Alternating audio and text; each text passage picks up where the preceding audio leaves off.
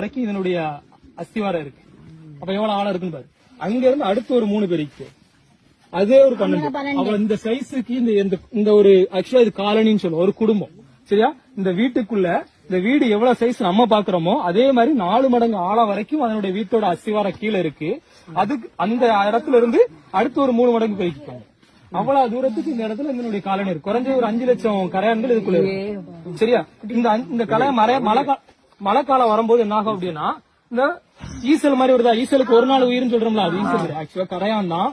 ரெக்க முளைச்சு அது வாலிப வயசு வந்ததுக்கு அப்புறம் என்ன ஆகும்னா, மழை காலத்துல உள்ள என் கூட்டுக்குள்ள என் வீட்டுக்குள்ள இடம் இல்லைன்னு முடிவானக்கு அப்புறம் செய்யும், அடுத்தவன சந்தைகளுக்கு இடம் விட்டுட்டு அவங்க பறந்து புதிய இடத்துக்கு போவாங்க. போகும்போதுதான் நிறைய உயிர்களுக்கு அது உணவாகவும் மாறுது. சில தப்பிச்சு ரெக்க விழுந்ததுக்கு அப்புறம் அடுத்து ஒரு இடத்தை தேடி பிடிச்சு அதுக்கான கூட கட்டுது. இந்த ஹைட்டுக்கு 4 மடங்கு ஆழம் வரைக்கும் இந்த வீட்டோட அஸ்திவாரம் இருக்கு. அதுல இருந்து ஒரு 3 மடங்கு வரைக்கும் அதனுடைய ஏரியா இருக்கு. அதனால அது வந்து காலனி சொல்ல, ஊர்ல காலனி வீடுன்னு சொல்ல முடியாது, தொகுப்பு வீடுன்னு சொல்லுவோம். அதே மாதிரி இந்த வீடுல இருக்கு. சரியா? இது ஒரு இயற்கையினுடைய காலநிலையை காட்டக்கூடிய ஒரு இடம். எதுக்கு இந்த மாதிரி மூடி இருக்குன்னு தமிழ்ல சொன்னேன். இது இருக்குன்னா உள்ள சன்லைட் போகணும், இன்னொன்னு காத்து போகணும். ஏன்னா அவ்வளவு ஆழம் வரைக்கும் போகணும் இல்லையா?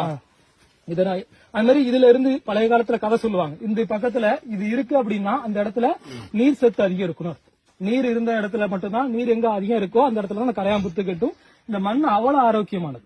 சரி, அதை வெட்டி எடுக்க கூடாது. ஆக்சுவலா இது ஒரு குடும்பத்தோட ஒரு கூடு, அதனால அதை உடைக்க கூடாது. மருத்துவத்துக்கு பயன்படுத்த பழைய ட்ரெடிஷனலா பயன்படுத்தினாங்க. இப்ப யாருக்கும் ஆளு அந்த இருக்கு. தம்பி பாத்துட்டான், நான் போய் சொல்லல. சரியா?